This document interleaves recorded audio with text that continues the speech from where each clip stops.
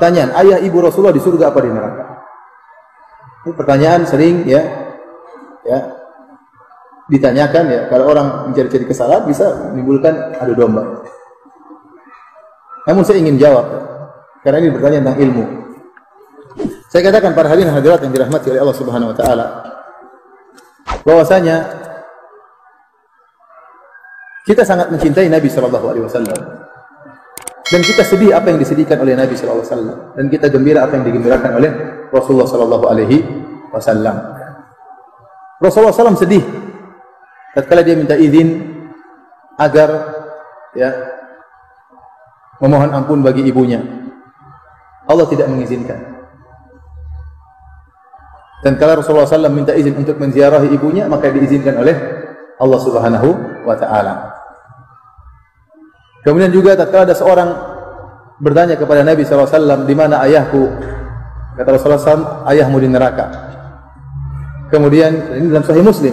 Ketika orang itu sedih, kata Rasulullah SAW, inna abi wa abaka finnar. Sungguh ayahku dan ayahmu di neraka. Taib. Masalah ayah ibu Nabi di neraka atau tidak masalah yang gaib. Maka tidak boleh kita mengucapkan tentang masalah ini kecuali dengan dalil, bukan pakai perasaan. Dan Rasulullah SAW telah jelaskan dalam Sahih Muslim bahwasanya ayahnya di neraka jahanam dan ibunya tidak diizinkan agar dia ya mohon ampun buat ibunya. Apakah kita berani melanggar perkataan Nabi SAW? Saya katakan memang ada sebagian ulama yang berusaha mentakwil hadis ini, mengatakan oh maksudnya ayahku dan ayahmu di neraka, maksudnya pamanku di neraka, yaitu Abu Talib misalnya. Tapi ini dibantah oleh Imam Nawawi rahimahullah. Imam Nawawi rahimahullah, ya, ini apa yang saya sampaikan ini terdapat dalam buku Al-Minhaj Syarah Sahih Muslim. Al-Imam Nawawi tegas dalam hal ini menjelaskan ayah dan ibu Nabi SAW di neraka jahanam. Oleh karenanya, di antara dalil yang menguatkan bahwasanya ayah dan ibu Nabi SAW di neraka jahanam, ya, bahwasanya Nabi saya tidak pernah mendapati doa Nabi mohon ampun buat ayah ibunya. Antum pernah dapati doa Nabi SAW berdoa, Rabbi ghufirli wali walidayya? Pernah? Ada atau tidak? Padahal sebagai anak yang berbakti dia harus sering mendoakan kedua orang tuanya. Tapi saya tidak pernah menemukan Nabi berdoa, Rabbi ghufirli wali walidayya. Yang ada dalam Al-Quran, Allah merintahkan kita berbakti kepada orang tua. Allah berkata, wa qur rabbirhamhuma kama rabbayani shaghira. Tetapi doa Nabi sendiri, antum baca buku hadis-hadis, tidak akan antum mendapati Rasulullah SAW mengatakan, ya Allah ampunilah aku dan ampunilah kedua orang tuaku. Jadi saya lebih condong kepada pendapat Imam Nawawi yang menjelaskan bahwasanya karena Rasulullah SAW menjelaskan kedua orang tuanya di neraka, maka kita ikuti perkataan Rasulullah SAW. Kita mendahulukan hadis daripada perasaan. Kita mendahulukan hadis Nabi, sabda Nabi daripada perasaan. Saya tidak berani mengatakan ayah Nabi di surga. Saya nggak berani. Nabi bilang di neraka. Apakah saya bantah Rasulullah SAW? Saya nggak berani.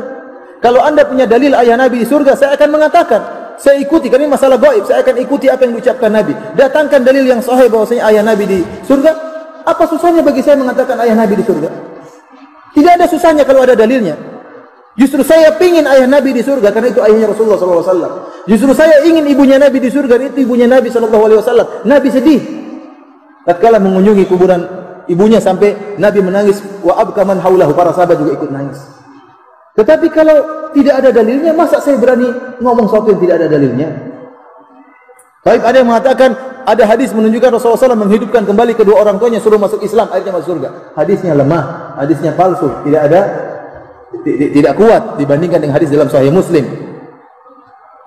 Dan wallahu alam ada hikmah di balik itu. Wallahu alam bisawab, dia tidak tahu ada hikmah apa yang Allah kehendaki. Tapi pasti ada hikmahnya. Ada yang mengatakan dengan perasaannya, Ustaz, bagaimana ibu Nabi masuk neraka sementara Nabi pernah di perutnya selama 9 bulan? Saya bilang dia punya jasa. Namun demikian Allah mentakdirkan, sebagaimana Allah mentakdirkan ayah Nabi Ibrahim masuk neraka jahanam. Padahal Ibrahim tidak muncul kecuali melalui air mani ayahnya. Iya atau tidak? Kemudian saya sampaikan juga bahwasanya jasa Abu Talib lebih besar daripada jasa ibu Nabi. Ibu Nabi sekedar mengandung. Abu Talib rela mati membela Rasulullah SAW sehingga tersebarlah dakwah tatkala itu. Namun tetap juga dia dalam neraka jahanam. Ada yang mengatakan, Ustaz, bagaimana anda memvonis Abu Bakar, ayah Nabi dan ibu Nabi di neraka? Bukan saya yang vonis. Saya enggak berani vonis. Saya pingin ayahnya Nabi masuk surga, saya pingin ibunya Nabi masuk surga. Tapi Rasulullah yang mengatakan demikian. Rasulullah SAW yang mengatakan demikian. Ada yang mengatakan dengan perkataan-perkataan demikian, namun saya katakan kita mendahulukan perkataan Rasulullah Sallallahu Alaihi Wasallam. Kita mendahulukan perkataan Nabi Sallallahu Alaihi Wasallam. Syubhat yang paling kuat dalam masalah ini kata mereka bahwasanya ayah Nabi dan ibu Nabi dulu di masa fatrah belum datang dakwah kepadanya. Dan Allah berfirman, "Wa ma kunna mu'adzibina hatta nab'atha rasula."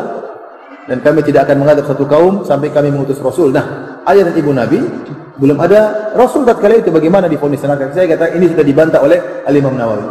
Ya bahwasanya ada orang-orang sebelum Nabi datang sudah divonis dalam neraka jahanam. Contohnya Amr bin Luhai Al-Khuzai. Amr bin Luhai Al-Khuzai dalam Sahih Bukhari, Rasulullah SAW mengatakan, "Ra'aitu Amr bin Luhai Al-Khuzai yajurru qasbahu finnar." Aku melihat Amr bin Luhai Al-Khuzai menggeret ususnya di neraka jahanam. Kenapa? Li'annahu awwalu man sayyaba as-sawa'id. Karena dia orang yang pertama kali mengkeramatkan onta dan kambing-kambing, tidak boleh dinaiki dan tidak boleh disembelih dan macam-macamnya. Dia yang pertama kali membuat kesyirikan membawa kesyirikan ke Jazirah Arab. Waktu itu Nabi belum ada. Tetapi ingat, ada dakwah tauhid. Oleh karenanya ada orang-orang yang disebut oleh para ulama dengan al-ahnaf. Orang-orang berada di atas agama tauhid, seperti contohnya Waraqah bin Naufal. Dia sudah dia tauhid, dia Nasrani tapi dia tidak berbuat kesyirikan. Dan ada beberapa orang disebutkan dalam sirah Nabi sallallahu alaihi wasallam. Jadi sisa ajaran Ibrahim masih ada.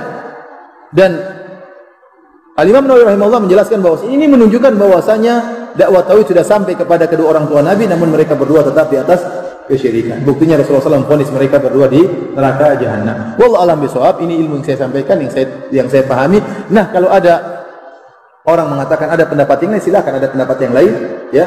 Dan saya berharap pendapat tersebut lebih bagus dari pendapat saya yang menyatakan Nabi, ayahnya dan ibunya di surga. Saya ingin ayah dan ibu Nabi di surga. Namun saya tidak bisa berbicara dengan hawa nafsu, saya harus ikut dalil. Kalau ada dalilnya saya akan ikuti, kalau enggak saya tetap kembali kepada sabda Nabi sallallahu alaihi wasallam. Wallahu ta'ala alam bishawab.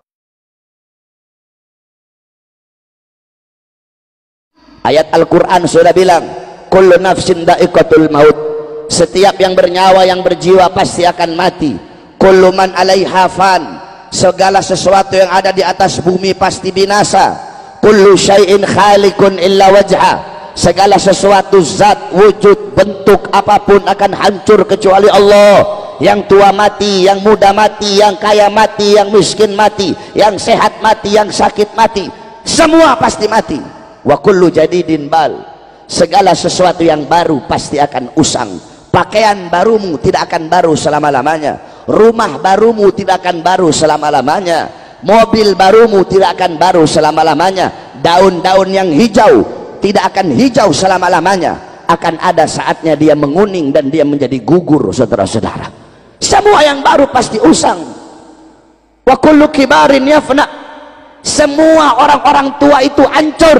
Semua orang tua itu binasa. Ana mayyitatun. Aku nantinya mati. Aku nantinya jadi mayat. Fadzikri wa dzikri bak. Walaupun aku jadi mayat, tetapi mengenangku akan abadi selama-lamanya. Mengenangku akan kekal. Kenapa? Faqad taraktu khaira. Karena aku telah meninggalkan kebaikan. Apa kebaikan yang ditinggalkan oleh beliau? Nabi Muhammad. Wa waladtu tuhra. Aku telah melahirkan anak yang suci. Siapa anak suci yang dilahirkan oleh beliau? Nabi Muhammad. Sehingga setiap orang yang mengenang Nabi pasti akan mengenang ibunda Nabi Muhammad. Enggak bisa kamu cuma mengenang Nabi tapi enggak mengenang ibunda Nabi, tidak bisa. Tidak bisa. Setiap orang yang mengenang Nabi tidak bisa dilepaskan dari kenangan ibunda Nabi. Setiap orang yang mengingat Nabi tidak bisa dilepaskan daripada ingatan mengingat ibunda Nabi Muhammad SAW.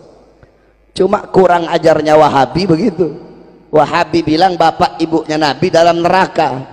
Ini orang-orang goblok ini. Orang-orang nggak ngerti hadis ini. Ada satu hadis yang dimana di situ dikatakan Rasul berkata, Abi finnar, ayahku dalam neraka. Itu hadis ada dua riwayat. Pertama riwayat Hammad ibn Salamah, kedua riwayatnya Ma'mar. Ini dalam ilmu hadis ada namanya tarjih hadis. Tarjih hadis itu di antara dua hadis itu nanti dicari tahu mana yang paling rajih, mana yang paling kuat. Nah, saudara-saudara, Hammad ibn Salama menurut Al-Imam Suyuti, Al-Imam Qurtubi, sahiftuh, Hammad ibn Salama itu apalannya buruk di masa tuanya, sehingga kalau ditarjih, kalau dibandingkan mana yang paling kuat, maka riwayat Ma'mar yang lebih kuat. Sedangkan riwayat Ma'mar tidak ada lafaz Nabi mengatakan ayahku dalam neraka. Saudara-saudara sekalian yang dimuliakan oleh Allah, bapak ibunya Nabi, beliau berdua adalah ahlul fitrah. Ahlul fitrah itu siapa? Ahlul fitrah itu adalah orang yang hidup di masa kekosongan daripada Nabi, orang yang hidup di masa kekosongan daripada Rasul, yang dimana dikatakan oleh Allah dalam Al-Quran, wa ma kunnal mu'adzibina hatta nab'atha rasula, kami tidak akan mengazab suatu kaum, suatu golongan sehingga kami mengutus kepada kaum dan golongan tersebut seorang Rasul. Nah, bapak ibunya Nabi hidup mereka di masa kekosongan para Nabi, kekosongan para Rasul, dan ajaran akidah yang mereka anut adalah ajaran dan akidah Ibrahim, millata Ibrahim hanifah muslimah wa makana minal musyrikin. Wahabi pakai kata-katanya Imam Hanafi. Loh, Imam Hanafi bilang kok dalam perkataannya, gaulnya Imam Hanafi. Apa gaulnya Imam Hanafi? Inna aban Nabi sallallahu alaihi wasallam mata kafiran wa Abu Talib mata alal kufri. Goblok, ada satu huruf yang kamu hilangkan di situ, huruf mim, mim nafi, mim yang berarti tidak, itu dihilangkan sama mereka.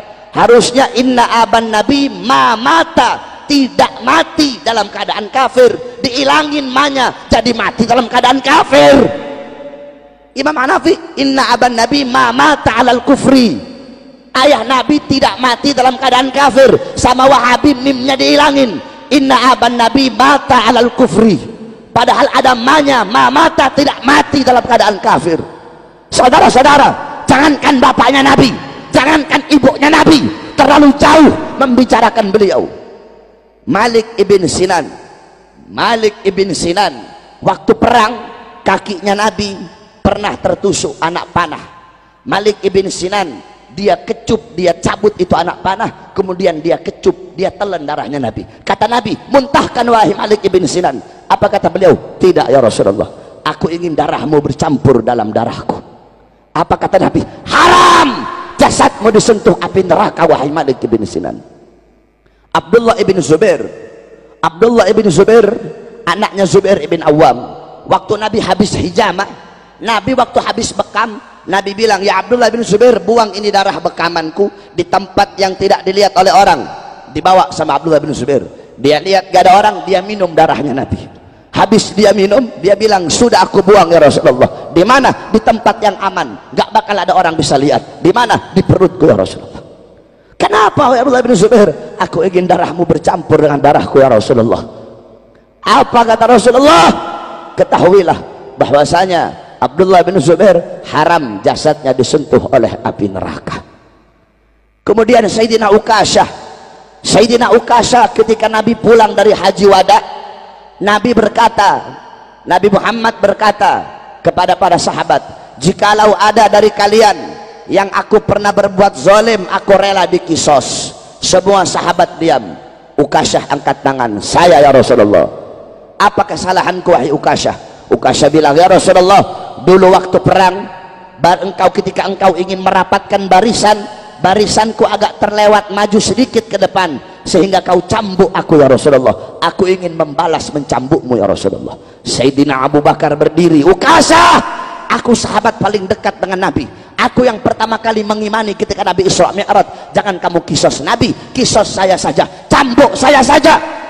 Sayyidina Umar berdiri, Uqasyah, aku penggal kepalamu, jangan kau kisos, jangan kau kisos Rasulullah, kisos saya saja. Sayyidina Ali berdiri, Uqasyah, saya dari kecil bersama Nabi, saya sepupunya Nabi, saya mantunya Nabi, Nabi mengajarkan banyak ilmu kepada saya, kisos saya saja wahai Uqasyah. Nabi bilang, diam kalian semua. Wahai Bilal, ambil pecut, ambil cambuk yang biasa aku buat untuk merapatkan barisan. Pergi Bilal ke rumah, Assalamualaikum, pintu rumah dibuka oleh Sayyidah Fatimah. Ada apa wahai Bilal? Rasulullah memerintahkan untuk mengambil cambuk. Untuk apa wahai Bilal? Ukasyah pengen mengkisos Rasulullah. Apa kata Sayyidah Fatimah? Wahai Bilal, bilang kepada Ukasyah, aku putrinya Nabi, aku darah dagingnya Nabi. Kalau dia mau kisos, biar dia kisos aku saja, asal jangan dia kisos Rasulullah. Tetap diambil itu cambuk, dikasih kepada Ukasyah. Kata Rasulullah, ayo wahai Ukasyah, kisos aku. Kata Ukasyah, ya Rasulullah, dulu aku dalam keadaan tidak pakai baju. Jadi kalau kamu aku cambuk pakai baju, nggak adil ya Rasulullah. Buka bajumu ya Rasulullah. Sahabat makin marah. Rasulullah buka bajunya. Ketika dibuka bajunya Nabi, langsung Ukasyah peluk dan langsung dicium perutnya Nabi Muhammad. Ini hanya alasanku saja ya Rasulullah, agar aku bisa memeluk perutmu ya Rasulullah. Apa kata Nabi? Kalau kalian pengen lihat penghuni sorga, lihatlah Sayyidina Ukasyah.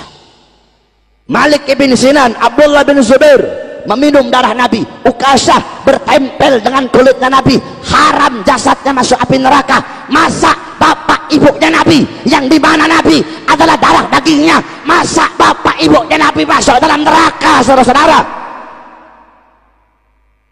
ini nggak masuk akal ini. Kalau bapak ibunya Nabi masuk neraka, berarti api neraka tidak bisa memakan beliau berdua.